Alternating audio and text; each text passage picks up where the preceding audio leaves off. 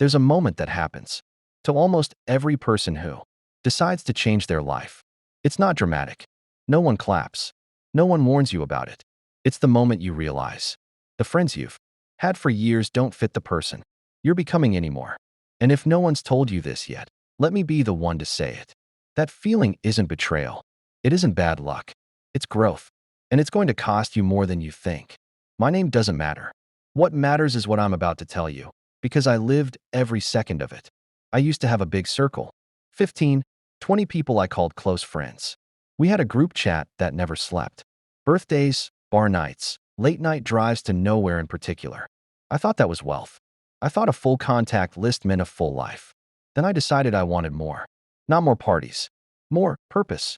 I wanted to build something. A business. A skill. A different version of myself. And that's when the circle started talking. Why are you acting different all of a sudden? You think you're better than us now? Bro, just relax. Life isn't that serious. At first, I apologized. I shrunk myself back down to fit in the same box because I was scared of being alone. But here's what nobody tells you about staying small for other people. It doesn't make them grow. It just makes you stop. I kept trying for almost 2 years. Showing up to things I didn't want to attend. Saying yes to nights out when I should have been studying. Building, sleeping, healing. And slowly, I watched my dreams turn into something I only thought about in private. Not because I didn't have the ability. Because I didn't have the room. You cannot build a future in a room full of people defending your past. There's a quiet kind of math that happens in every life, whether you notice it or not. Every hour you spend with people who don't believe in growth is an hour stolen from the person you're trying to become.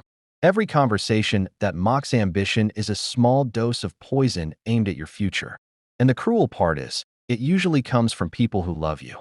They're not villains. They're just afraid. Afraid that if you change, you'll leave them behind. So instead of growing with you, they try to pull you back to where it's familiar. I remember the exact night things shifted. I'd just finished a 12-hour shift, came home exhausted, and opened my laptop anyway to work on a project I'd been chipping away at for months. My phone buzzed. The group chat. Someone was asking why I disappeared lately. I stared at that message for a long time. And for the first time, I didn't feel guilty. I felt clear. I wasn't disappearing. I was becoming. That night, I made a decision that changed everything. I didn't quit my friends in some dramatic announcement. I just stopped performing for approval I didn't need anymore.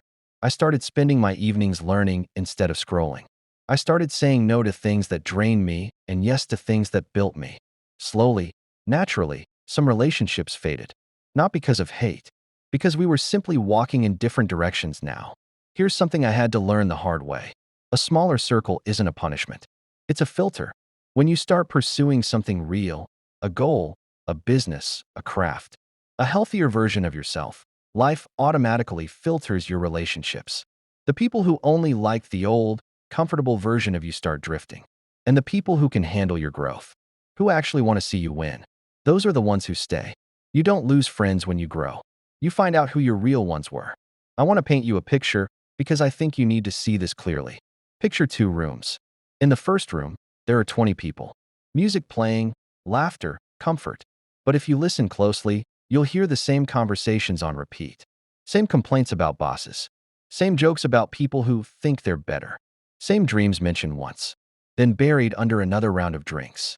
In the second room, there are maybe 3 people. It's quieter, less exciting on the surface. But in that room, someone is reading a book on leadership. Someone is sketching a business plan on a napkin. Someone is asking you, what's your next move? And actually waiting for the answer. Which room builds a future? You already know, successful people aren't antisocial. They're intentional. They didn't choose to have fewer friends because they think they're superior.